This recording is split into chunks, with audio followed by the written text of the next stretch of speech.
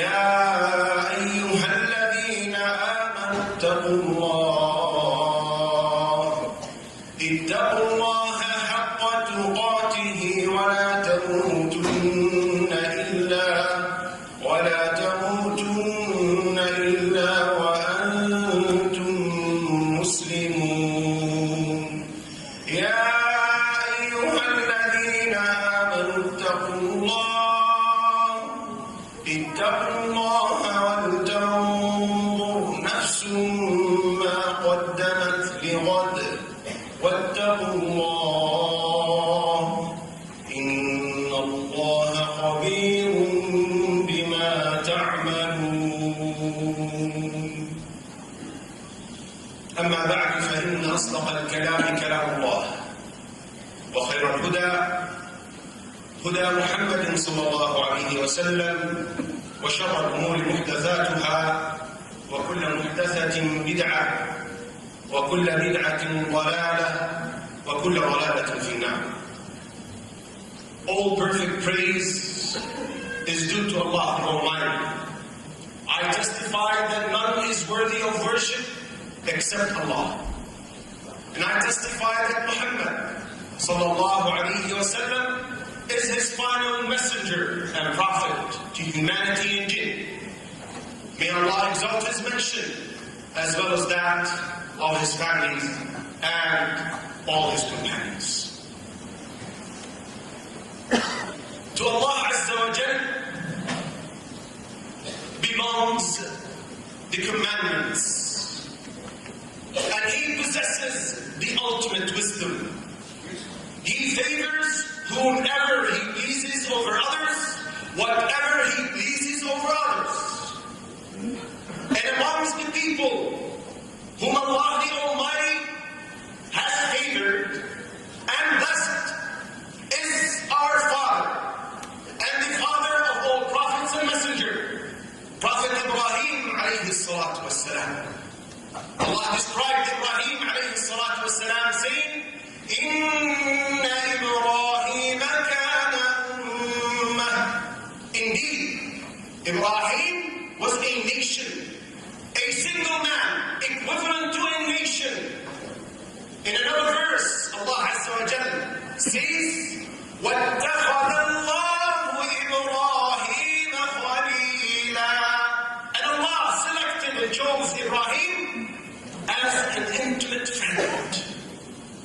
What a lofty rank, what a high position for any human to obtain. It's a blessing, rather the ultimate favor that can be bestowed upon anyone from mankind. Why did Ibrahim deserve that? What was the biography of Ibrahim alayhi salatu wassalam that entitled him to such a lofty rank? When you go through, scan the life of Ibrahim alayhi salatu wassalam and see the level of servitude he practiced and exercised to Allah Azza wa Jal, you would understand why. I'll shed light over one or two matters or incidents that would reflect that will show why was he deserving of such a high status with Allah SWT.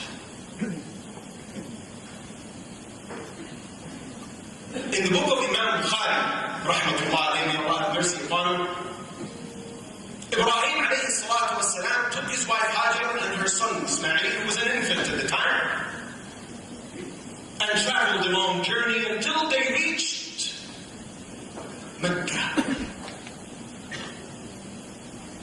Uncultivated, no trace of humans, no trace of life, no trace of anything. He settled her and his son, an infant at the time, left whatever provision he could leave with them, turned around and walked away.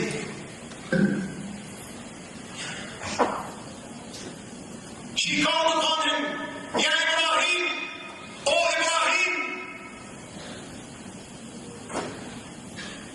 Allahu amaraka bihada. Was it Allah who commanded you to do this? He said, yes, indeed. Why else would he do such a thing? Look at that pious wife, that pious slave of Allah. Look at the response of that woman. She said, then he will not forsake us. If Allah SWT is the one who commanded you to put us in this deserted area where no trace of life is found, then indeed He will not forsake us. He will not leave us. And He left them. This is an incident that reflects full and perfect servitude to Allah. Not knowing the wisdom, yet implementing the commandments of Allah SWT. And then, after he walked a distance from them, he turned around and raised his hands to Allah SWT. As Allah informs us in the Qur'an.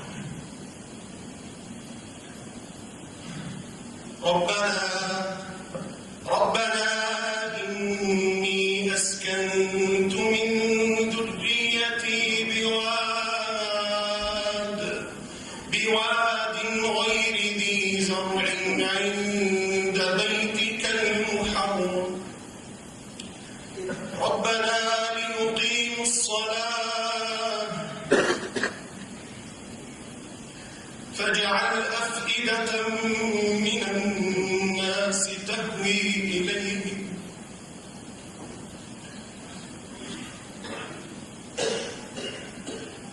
وارزقهم من الثمرات لعلهم يشكرون. Oh Allah, I have left some of my descendants in an uncultivated valley.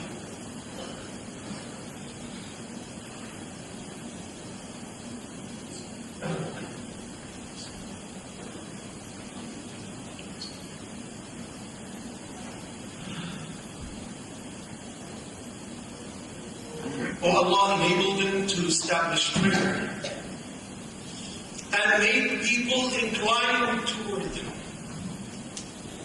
and provide them from fruits. Perhaps they become grateful.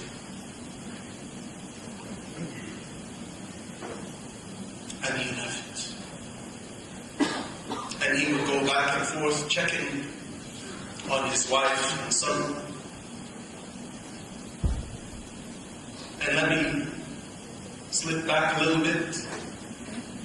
When the provision, water and food of that breastfeeding woman ran out, that baby started crying. Her breast dried out. She had no means but Allah. And she was the one who was certain that Allah would not forsake her. But she had no means. No human means. No worldly means. Nothing. But she had one thing. She had certainty in Allah. Allah SWT says, وَمَنْ يَتَّقِ اللَّهَ يَجْعَلْ لَهُ مَخْرَجًا وَيَرْزُقُهُ مِنْ حَيْثُ لَا يَحْتَسِبُ. Whoever is pious, whoever is Allah conscious, whoever is Allah fearful, what is the result to Allah? What results out of being fearful of you, conscious of you, pious to you? يَجْعَلْ لَهُ مَخْرَجًا. He makes a way out for him or her from only that, وَيَرْزُقْهُ, and will provide him or her from means which he never expects. And that is exactly what happened to Rajab alayhi salam. The narration,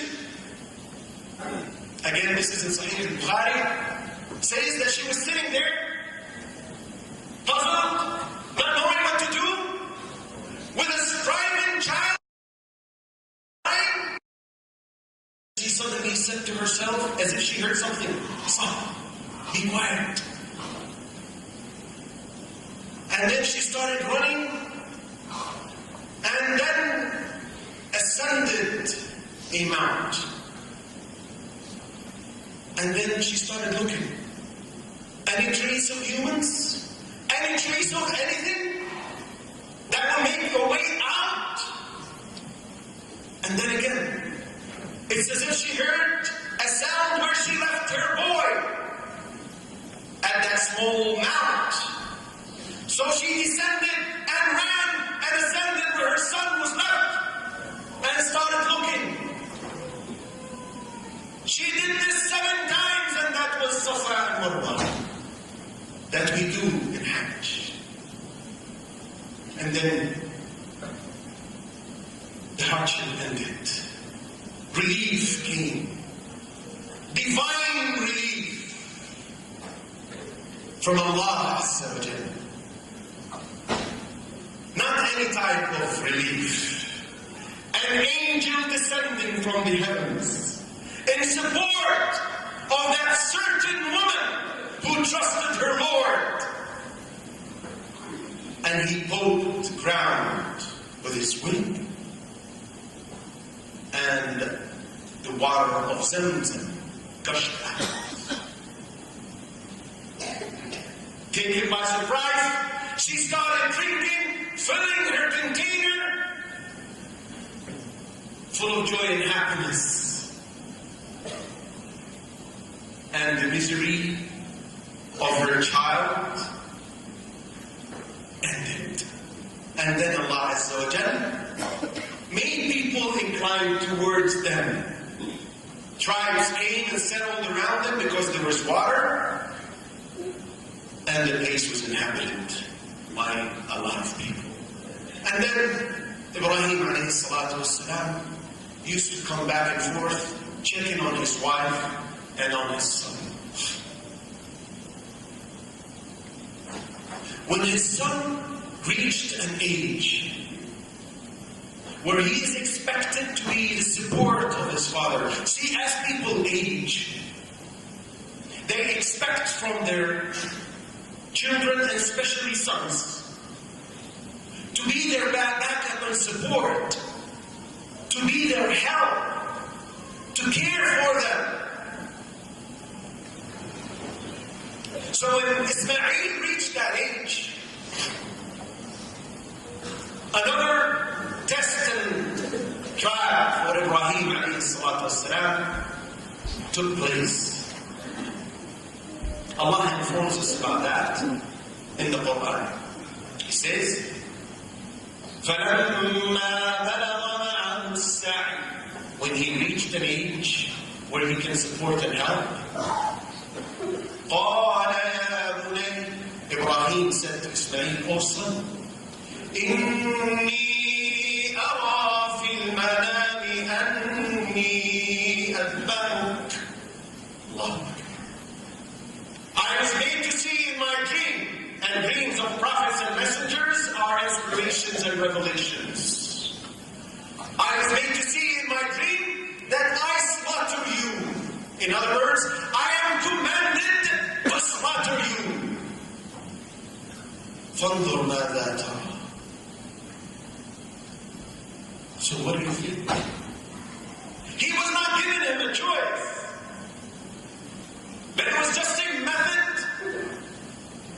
to ease the pain and the shock from Ismail. But there is no such pain and no such shock. Why? Because the one who brought up Ismail was that pious woman who raised him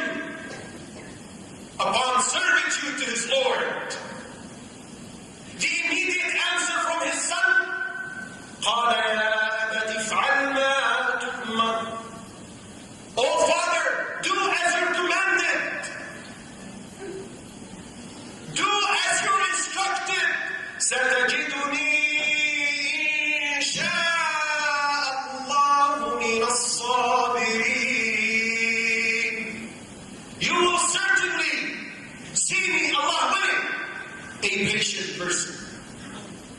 One who will persevere through the slaughtering. Can you imagine those amongst us who are married and have children? Can you imagine holding your own son and bringing a knife and slaughtering him with your own hand?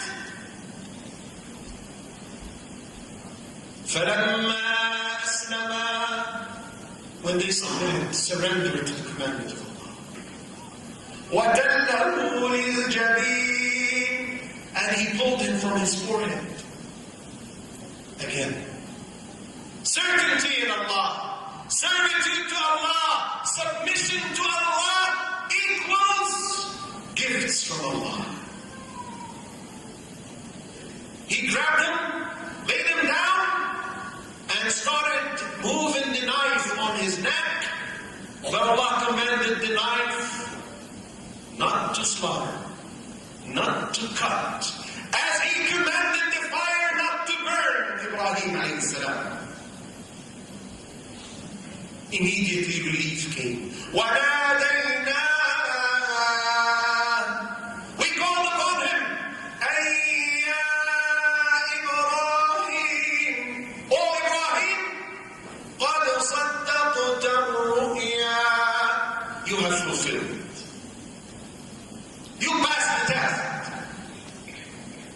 And Allah Azza wa Jal replaced his son with what we slaughter in Hajj as hadi. Look at this very difficult test. Test upon tests, trials upon trials. Throughout all these, he was nothing but a submissive slave. Thus far, he deserved to be the intimate friend of Allah, as we started. Allah responded to his supplications when he left his wife and son, and then commanded him, وَأَذِّن فِي النَّاسِ, and proclaim to the people, وَأَذِّن فِي النَّاسِ بِالْحَجِّ, proclaim to the people for Hajj. يَأْتُوكَ رِجَالًا وَعَلَى كُلِّ ضَامِرٍ, they will come to you, walking and on every lean camel. مِنْ كُلِّ فَجٍّ عَمِيقٍ, from every deep and distant path. And people started coming and coming and coming, and up until today, people go in millions in response to the call of Ibrahim alayhi salatu wassalam. When Allah commanded him to proclaim, to shout, to say aloud, he said, my Lord, how can my voice reach? He said, upon you is the call, and upon us to convey and make it reach to me. أقول قولي هذا وأستغفر الله لي ولكم فاستغفروه إنه هو الغفور الرحيم. ثم أما بعد.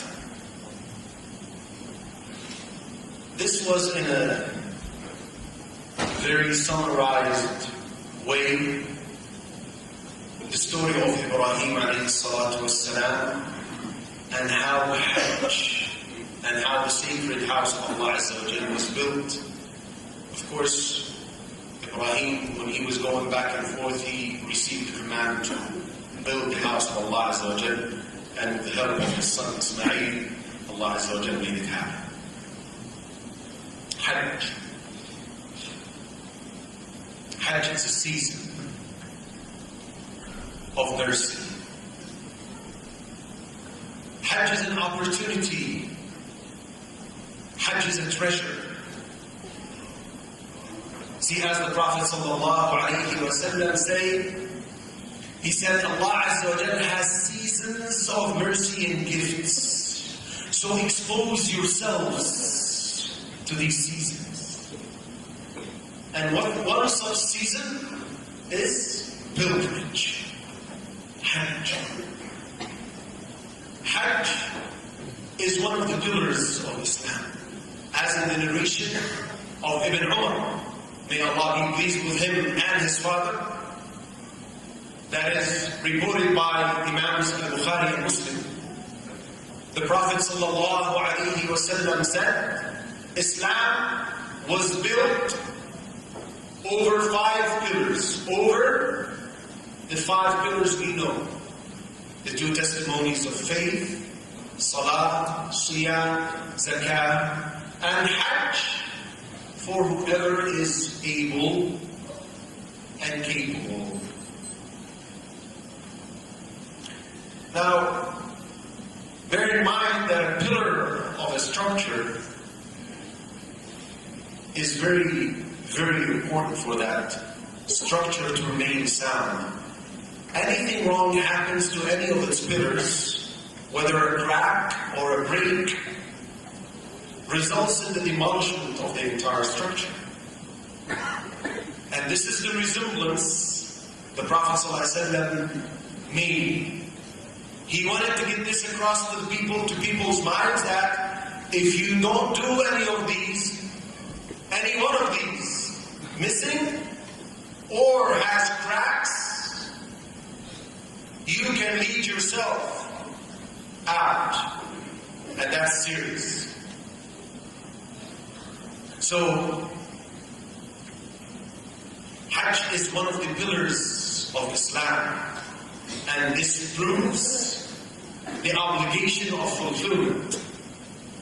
But due to the mercy of Allah SWT, the ultimate mercy of Allah SWT, and due to the hardships people go through when performing this act of worship, Allah made it once in a lifetime. For those who are physically able, financially capable, and can reach their safety. Now this third condition that was set by the scholars does not or rarely exists nowadays, meaning being unsafe. Another text proving it from the Qur'an is the saying of Allah SWT, وَلِلَّهِ عَلَى النَّاسِ حَجُّ الْبَيْتِ مَنِ اسْتَطَاعَ إِلَيْهِ سَبِيلًا. And due to Allah upon the people, pilgrimage to the sacred house for those who can reach it. وَمَنْ كَفَرَ فَإِنَّ اللَّهَ غَنِيٌّ عَنِ الْعَالَمِينَ. And he who refuses, disbelieves here means refuses, then Allah is not in need for anyone from the world. Now, the question here,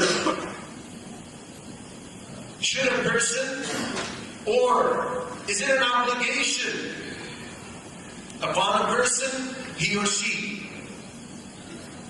to perform Hajj immediately as soon as these conditions are met? It's a controversial issue amongst the scholars, but the majority of the scholars are of the opinion that it is an obligation immediately. In other words, as soon as you're financially and physically able, then you must go to Hajj. Why? Well, the Prophet ﷺ clarifies why. He said, hasten to perform Hajj, because one of you does not know what might happen to him. In another narration, he alayhi salatu wassalam said, one may get sick, one may get his leg broken, a need might arise, or he has a means of transportation now and loses it.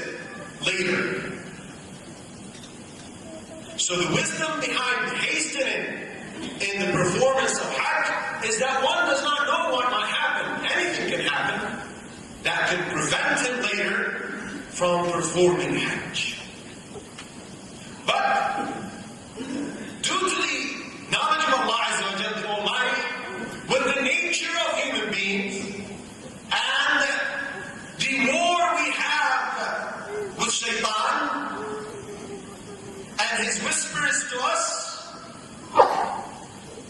Allah SWT warned us. There were texts from the Prophet ﷺ and the companions, radiallahu anhum. And the companions, radiallahu anhum, when they say a text that is related to belief and disbelief or unseen, as the scholars say, it is something that they had heard from the Prophet ﷺ. Because they would not say something like that. They will not say something like that without having heard it from the Prophet ﷺ. The Prophet ﷺ said, whoever does not perform Hajj, and he was not prevented due to sickness, or lack of provision, or an oppressor, ruler, then let him die in the state of Christianity or Judaism. That is serious. Umar radiallahu anhu, when he was the leader, when he was the caliph, he said, I'm about to call upon my rulers, my governors, in all the areas, and let them enumerate those people who do not go to perform Hajj without justification, Islamic justification, and command them to take jizya from them. مَا هُمْ بِمُسْلِمِينَ مَا هُمْ بِمُسْلِمِينَ. Indeed, such people are not Muslims. Indeed, such people are not Muslims. This is a very harsh statement, brothers and sisters. It's a very harsh and serious statement from Muhammad sallallahu alayhi wa sallam and from the second caliph, Umar radiallahu anhu. Those who are capable of going to Hajj and are risking their lives, risking their akhirah, endangering themselves, as per the text of Muhammad sallallahu alayhi wa sallam. So this is a call upon everyone, he or she, who are physically able, financially capable, to go to Hajj immediately. Immediately. And we still have time this year. Now there is one condition for the sisters, is to have a mahram accompanying her in her Hajj, controversial issue. We'll give the details of that in the Hajj classes over the next 2 Saturdays, inshallah. But everyone is responsible to perform Hajj before it's too late. Before one dies without having performed it and was able to. Again, Allah SWT, the all-knowing, the Creator, who knows the nature of His creation, as in all other acts of worship, He commands us, subhanahu wa ta'ala, obliges us to do something, and yet encourages us to do it, and promises with a lot of gifts and rewards. The Prophet ﷺ said, he who performs Hajj and does not have sexual intercourse with his spouse, or what leads to it, and does not commit a sin, will go back, meaning after Hajj, as sinless as the day his his mother gave birth to him.